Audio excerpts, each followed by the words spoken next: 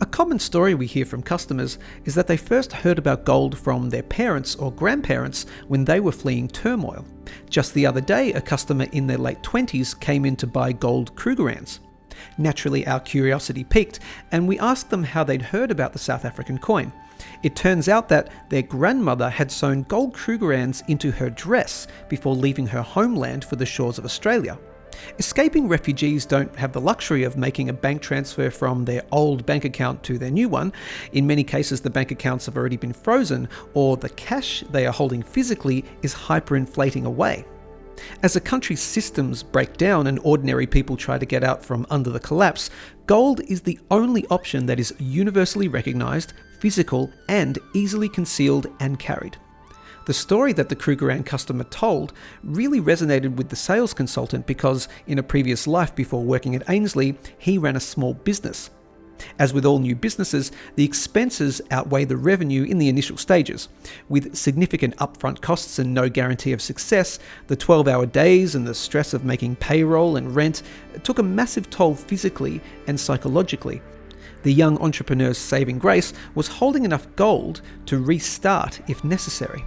Some nights during those lean early days, the security of holding gold was the only thing that helped him get to sleep at night. When all is lost, gold represents a lifeline that can't be controlled by creditors, shareholders, banks, or the government. Business owners, those fleeing violence, citizens that aren't willing to obey immoral or illegal government mandates, can rest a little easier knowing that they have one asset which is outside of the system and untracked. The Krugerrand customer reflected that his grandparents, rather than turning up in Australia impoverished, were able to sell 1-ounce gold Krugerrands at regular intervals as they found accommodation and set themselves up in a strange new land.